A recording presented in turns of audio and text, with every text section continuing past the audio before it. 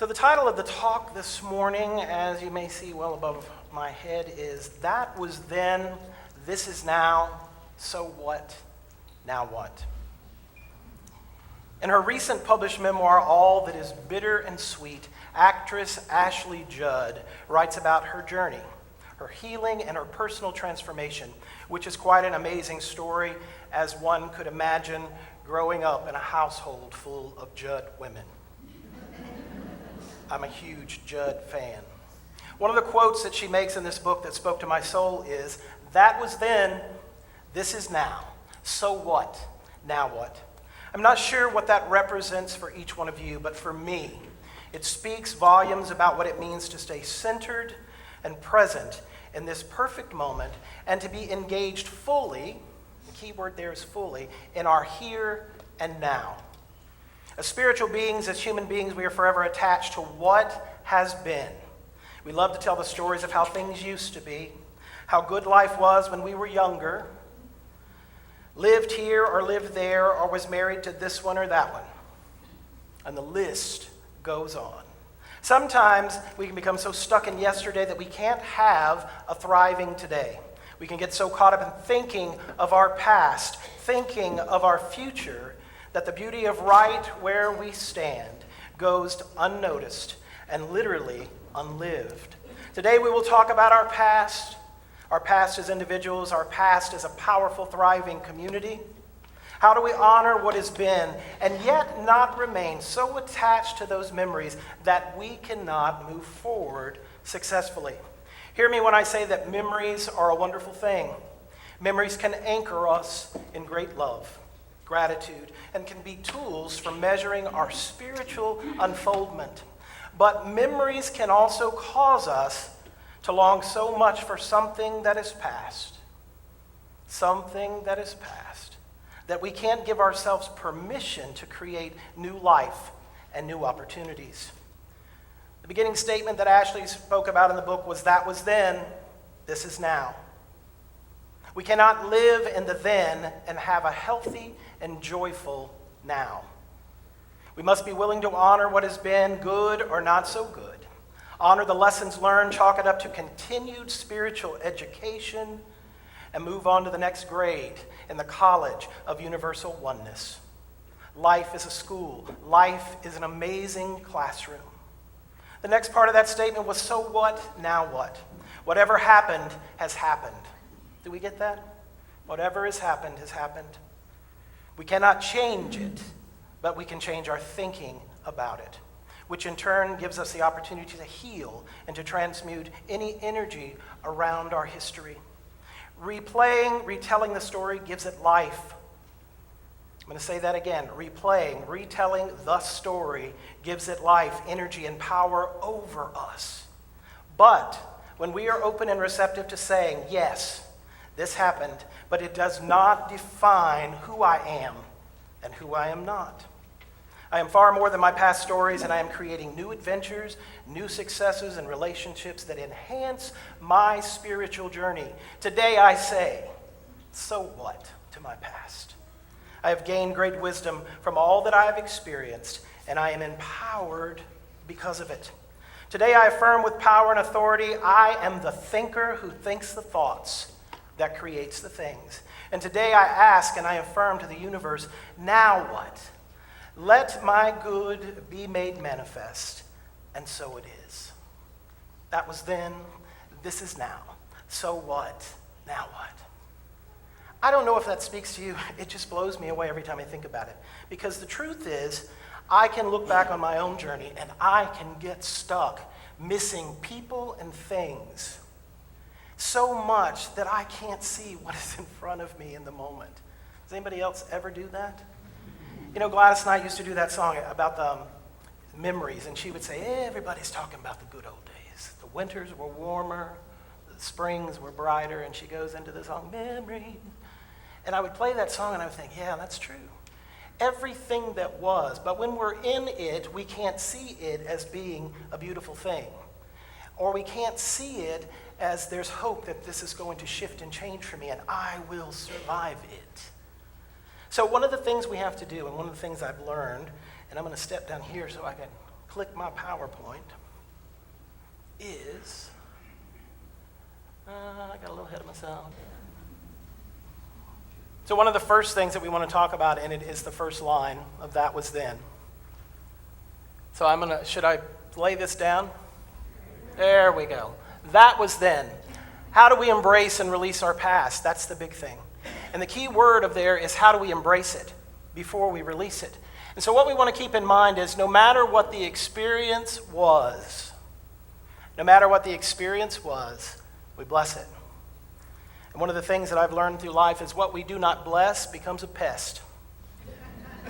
And that includes exes, former jobs, relationships with friends that it didn't work out so well. If we do not bless it, it becomes a pest in our lives. It's imperative to us that we learn to bless every experience. One of the things I said yesterday in the workshop, I do not believe in using the word bad. And if I catch myself, I try to reframe it very quickly. I don't believe there's any such thing as bad, because I really believe there's just good. Everything is good. It may not look good in the moment, but if we stay steadfast in faith, whatever we experience will be transmuted into our good if we listen and pay attention. Spirit's always guiding us to come up higher. And if we do not listen, we can't come up higher, and we wonder why God has forsaken us. Anybody ever ask that question? I think God's upset at me. Really? You think God's upset at you? It's never God. Or people say, God's punishing me. I don't buy that either. We punish ourselves by not listening, by not being faithful to listening to that still small voice that calls us to wake up and pay attention. So whatever you've experienced in your past, whether you want to list it as a good thing or you want to list it as a not so good thing, you bless it and you move onward, because you can't move forward until you bless something. One of my teachers one time told me I had a job that I didn't love. And she would say to me, every day I'd pray, Father, get me out of here. I hate this job. I hate this job. And then the boss would give me a raise to stay. And I was like, God, are you kidding me? I said I wanted to leave. I like the money, but I wanted to leave. I'm not happy. And my teacher that worked there one day, she said to me, you cannot leave it. You cannot move forward until you love it. And I said, oh, crap. And what it took was for me to realize I managed a health food store for a number of years. And I was a professional at selling colon cleansers. It was a gift. In the beginning, I was very uncomfortable. People wanted to talk to me about it. And then it just got to be, look, take this, do this, don't eat this. And my customers loved me so much. They loved me enough to call me and say, you wouldn't believe what came out of me. And I was like, wow, TMI. But what I realized through those years was I had built up a little ministry of dealing with those people. There were customers who would come in, and some of them were, they were having mental challenges or whatever the case may be. Some had been told by their doctors they were terminal. And they would come in the door and they'd step on the carpet as they walked in, and they would just start to cry, and I'd go get them. And I'd hold them. My coworkers like, what are you doing? That's not in the job description. It's in my job description, because I know who I am. Love and expression. And so we have to bless it. And I blessed the job, and I blessed it, and I got it. It was a teachable thing for me to be there, and it allowed me to move forward and go into ministry full time. And it changed my world. The next point we want to make is, now I got to go back. There we go. In prayer and meditation, ask, what did I learn? There's nothing worse than people who love to tell the stories of how horrible life was and how abused they were. And they never cover, well, wait a minute. People come in for counseling at the church, and we have an hour session. 45 minutes into that session, they're still telling the story. And I say, hey, we only got 15 minutes left. Oh, but I'm not done with the story. And what I realized, they're so engrossed in telling their story, they're not fully open to receiving a solution, to finding the healing moment for them to move forward. And so that's one of the things we have to realize. We have to ask ourselves in prayer and meditation, what did I learn from that experience? What was my role in that experience? Anyone that was ever in a relationship that did not last, a lot of people play the blame game. And they did this to me, and I was so kind and so, own your stuff is what we say. What role did I play? And what did I learn from it? And if we are truly listening to the God within us, the Spirit of God within us will always reveal to us the truth. We're told in the Scriptures, ask and you shall. And so you have to ask, what was my role? What did I learn? And the moment you get it, you can move forward. But you have to bless it, then you ask. Next, be mindful of how you tell your stories. I said yesterday, I love to say this when I go speak. People love to tell those stories. And I'll say, if you're going to tell that story again, and you will. You ever have a friend that wants to tell you the same stories over and over? And you're like, holy moly, I got to hear it again.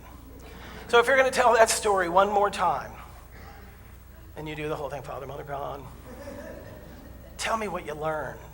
Tell me how you grew. Tell me how you transformed that. But I don't want to hear your victim story, because I don't buy victim stories. Do you? Because I tell you what, we empower no one when we sit and listen to someone talk about how they've been mistreated. That's not empowering anyone. You can be compassionate. Come here. Come here. I hear you, but we're going to overcome this because you are greater than any story. You can change anything in your world and your affairs when you change your mind. You change the way you speak about it. Next, we go to, this is now living in the present. Number one, what is it that we desire for our lives here and now? Edwin Gaines, one of my favorite teachers, she'll say, people will ask me, what do you want? I don't know. And she says, what do you mean you don't know? I don't know. I just want to be happy. And she said, sure you know.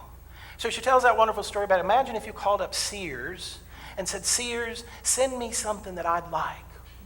And she said the computers would go crazy because people can't read your mind.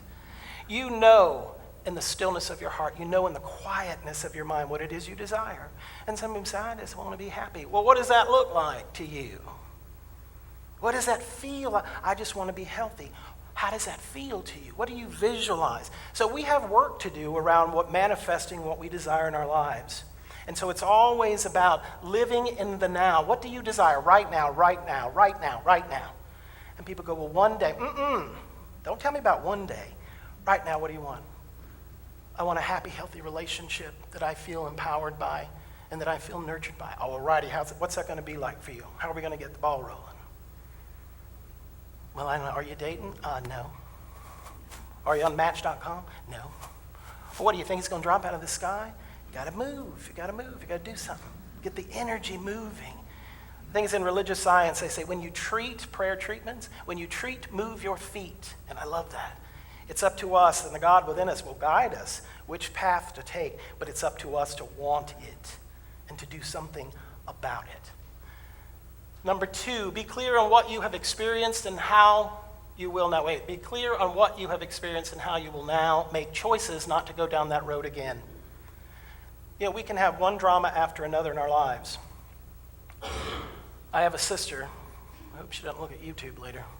I have a sister, and she does these same men over and over in her life. And I said to her one day, hey, have you ever wondered what the common denominator is? And she goes, I don't know what that means. And I said, well, how is it that every man that you pick doesn't have a job, doesn't have a car or a place to live? And she goes, I don't know. And I said, it's you.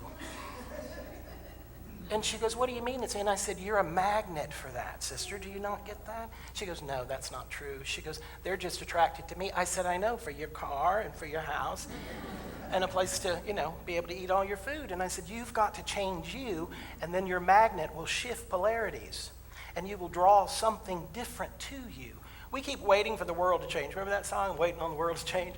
We're waiting on people around us to change. We're waiting on the world to change. And we cannot change another living soul. But the moment you and I shift our thinking, shift in our consciousness, suddenly the world shifts on its axis and new life begins. And people go, I never knew I was that powerful. You are more powerful than you ever imagined. It has nothing to do with the number of years you've been on the planet either. I changed my world when I changed my mind. Next, are you doing your inner and outer work daily? My congregation says all the time, oh no, not the inner work thing again. New person was there a few weeks ago, and she said, what do you mean by inner work? She said, I take my vitamins, I take fiber, and so I was like, that's not it. And I said, what we're talking about is prayer, meditation, going within and asking God, what must I shift and change within me? Instead of yelling all the time about politics and what your neighbor's doing, you go inside and you say, what must I change? What must I shift in me? Father, Mother, God. And then you get quiet and you listen. And you listen. And if you're paying attention, you'll hear the little psst. Go to the left. Go to the left. And most of us go, nope, I'm going to the right. And Spirit said, I'm trying to tell you, go to the left. Go to the left. Nope. And so what I always say to people, the mess that we find ourselves in, who do you think drove us there? Who do you think pulled into the parking space in Messville? It was you and I, because we would not listen, we would not get still, we would not get centered. When I'm centered, life works. When I'm in chaos, life is nutty. Amen? I'm from a Baptist church as a child, so amen. Next.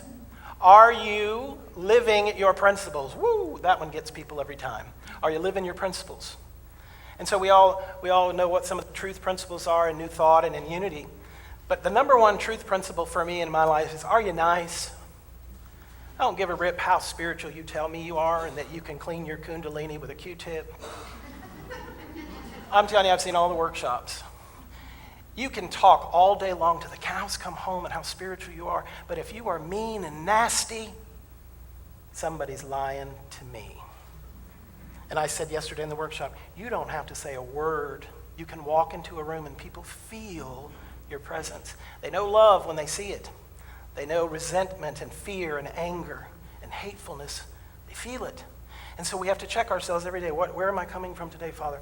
My passion and purpose is to show up being my authentic self. What's my authentic self? I'm the beloved. And I love to laugh. People at my church would say to me, what do I have to do to be your friend? And I said, well, it's a big secret. And I looked around and I said, if you can't make me smile or laugh, I'm bored. I want joy. Make me laugh. It's on. You know, and people say, well, I just don't have a very good sense of humor. I've noticed. I've noticed. I will laugh. I will laugh at anything. There was one Sunday a few years back, I went back to the back during, they were doing the opening reading of the daily word and spiritual readings. And so I ran back really quick to run to the restroom. And so we had the Christmas tree up, and it was a gigantic tree. And so I'm standing behind the Christmas tree, and one of my band members looked over and said, standing behind waiting for me to come out, and they're going, okay. So I looked over at my podium person, and I'm behind the tree, and I said, John. And she goes, what? And I pointed, I said, and she goes, what? So now the whole church is going. In the microphone, she says, oh, your zipper's down.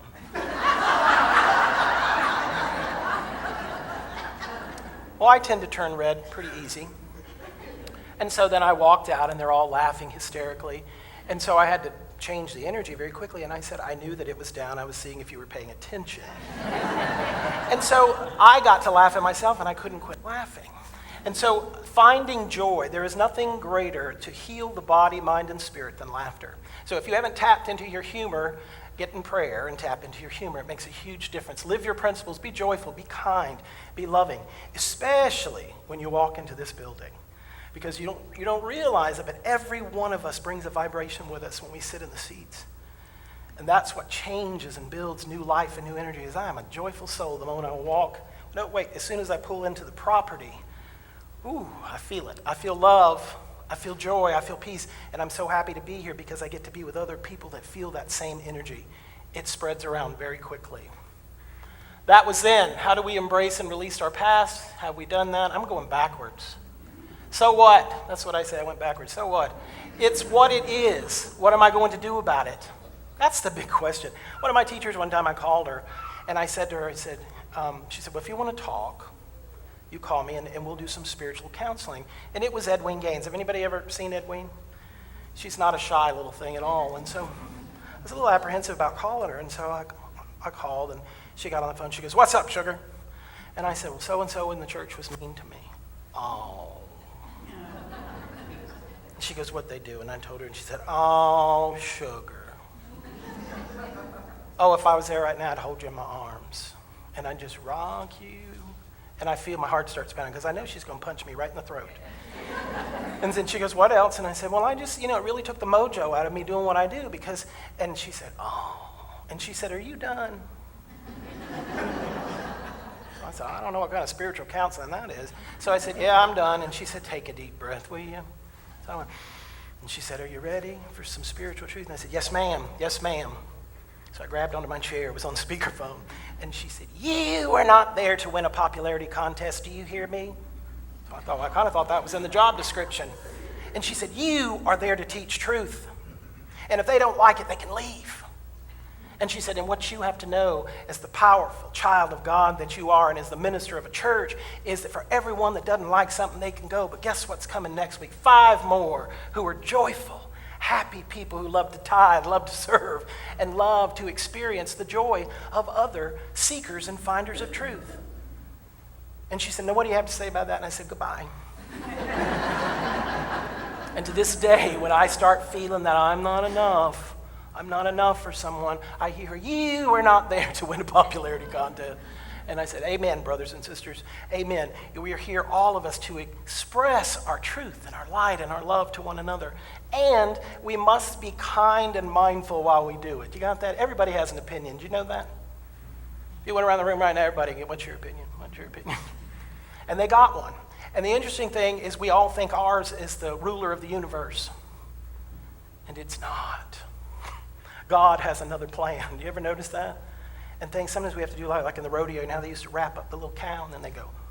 And that's what I say to them. Surrender. I trust the process. Life is good. So am I. Life is good. So are you. Trust the process. God is present and active.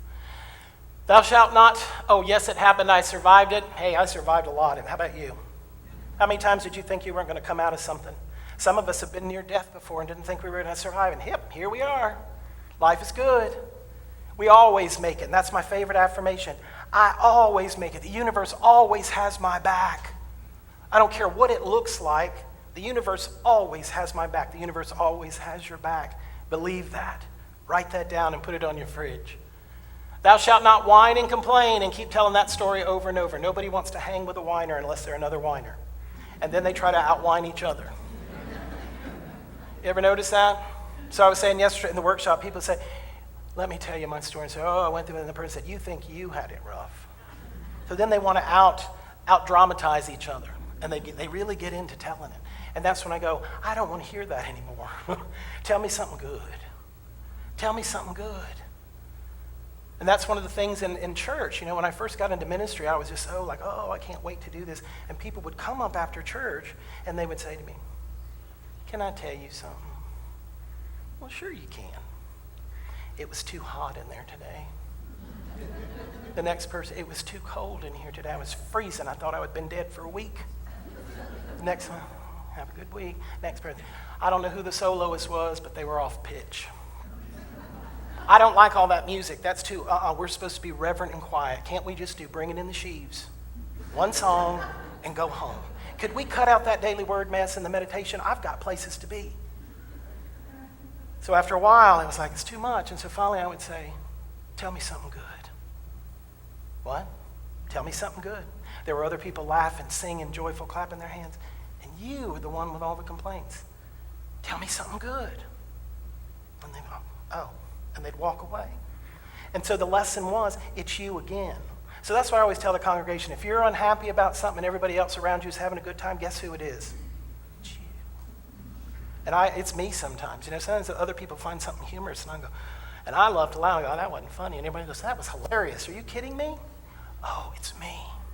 It's me. And I'll own that, and I'll clean that up in my own life. That's what we're all called to do as spiritual beings.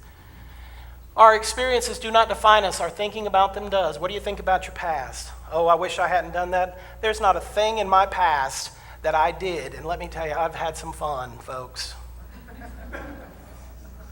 I don't know how I did some of the things I did, but I don't regret any of it because it made me who I am and it taught me who I am going to be and what I don't want to do again.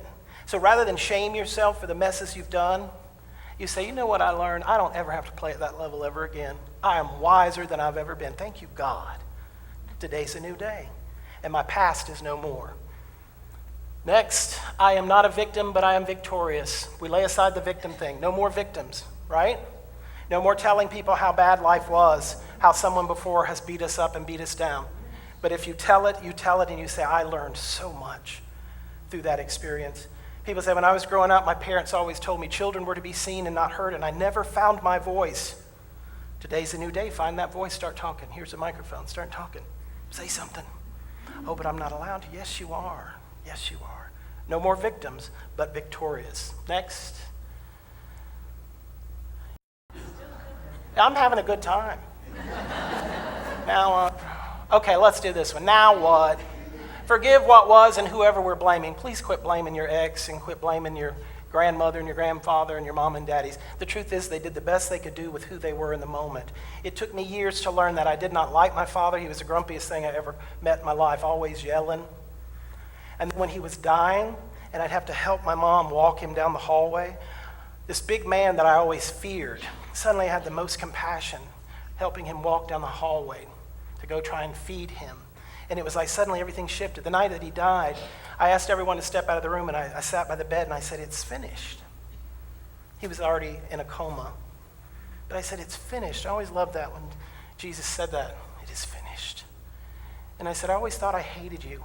And what I'm clear about is I just didn't like you. And it's okay, but I loved you because you were my daddy. And I forgive you, and it is finished. We went home, and a few minutes later, they called and said he had passed. And I was so thankful for that moment. And there's no shame in saying I didn't like my daddy. You know what I mean? It just is what it is. Next, become passionate about living in the moment. Right now is all we got, folks. We worry so much about what's going to happen in 2 hours. Nope, right now, here and now, I am fully present, and I am looking around the people that are in this room, and life is good, and I'm thankful. Be here now. It's one of those cliches that we use, and people think it's airy-fairy, but I'm telling you, it works if you work it. Be here now. Don't worry about yesterday, and don't worry about tomorrow. Pay attention to what is happening within and around you at all times. One of the greatest things we can do is I always pay attention. It's one of the 5 points of power. I always pay attention. And what that means is I can be having a conversation with Pam, and I can hear what's being said 2 feet over. And Spirit will say, hey, listen, remember the Bionic woman? And I can hear it. And I go, it wasn't just to be eavesdropping. Spirit said, pay attention. Something's being said that you have to be aware of. So I always pay attention. And there's mighty things happen when we pay attention. When we do not pay attention, we live in chaos. We run into things. We fall over things. We pay attention. We're alive. We're alert. And we're happier people. Live in gratitude. Tell the world something good. Be thankful rather than complaintful. Thankful rather than complaintful. Wow. Thankful rather than complaintful. Some of us are addicted to complaining. Nothing's ever enough. Ever enough. It goes right back to the thing. Tell me something good. Please tell me something good about today. Stop complaining and start rejoicing. And watch your world shift. Be open-minded to new ideas, new energy and opportunities. Become teachable. Are you teachable? Are you open and receptive to new things? Things have to change. Did you know that? For life to grow, for things to become evolved, they have to change. So I say to my congregation all the time, change is what? And my congregation says, good. Say, change is what? Good. And I say, that's right. It may scare the bejesus out of you first. But change is good because new windows open, new doors open, and the windows of heaven will open unto you if you are open and receptive. Next one. Y'all, please don't make me do it. So we hear in 2 Corinthians chapter 5, verse 17, therefore, if any man be in Christ, he is a new creature. Old things are passed away. Behold, all things are become new. I love that. Which is saying, old things that were, you can have new things if you were just renewed, a new creature. I love that one. Next verse. Buddha said this, and I'm thinking about doing a whole Sunday talk on this. In the end, these things matter most. How well did you love? How fully did you live? And how deeply did you let go? That speaks so much to my heart. How well did you love? Can you answer that question in your own heart today? How well have I loved? Have I been a loving person, or do I hold people hostage? If you don't do it the way I want to, I won't love you. I'll withhold my love from you. You hurt me, I will never speak to you again. And who do you think we hurt? Who do you think we imprison when we do that? Ourselves. How fully did you live? I'm alive. I forget that sometimes, do you? I mean, there's days where I think I just don't feel like seeing anybody or speaking to anyone. And what I realize is something in me is out of alignment. something in me. It's not the world, it's me. Again, it's you, it's me. Something's out of alignment. I call myself back. I call all my pieces back that I've given to people. Do you realize we give our pieces away all the time to people throughout our day? Listening to other people, engaging in business, and at the end of the day, it's so empowering before you go to sleep to say, I call all my pieces back. And tonight, before I go to bed, I am whole and I'm healthy once more. Every piece that I've shared and given freely, I call back. It's a powerful exercise to try in the evening. Next one. One of my favorite verses, Joel chapter 2, verse 25. And I will restore unto you the years that the locust hath eaten. Whatever is in our past, whatever pain is there, if we get aligned with our principles, if we turn to the God within us, the Christ presence within us, the years of the locust, all that we believe was stolen, abused, or taken away, or even beaten out of us, will be restored. So we bless our past. Do we get that? I bless my past, Father, Mother, God. It made me stronger. It made me wiser. And I am teachable. And I will no longer play at that level in my life. And because of everything I have experienced, I am an amazing presence on the planet. You people are powerful people. I know that. I believe that. And it's an exciting time to see what you guys are going through. And some people are fearful of the change. But again, I'm telling you, change is good. Change is good. It's a new day. And we honor everything that has been, everything that Chad and Light has done for 30 years. I can't even imagine that's 30 Christmases, 30 Easters. All the love that went into this ministry. It is not over. It is a new beginning. And something powerful is taking place. So my question to you is, are you in it? Are you part of it? Are you going to make it be something greater than it's ever been because the foundation has been poured and it is strong? Remember who you are. Remember that this place is a place of light and transformation. It is a healing center. Be a part of it. Tell your friends. Invite people to come. Life is good, and so are you. Thank you.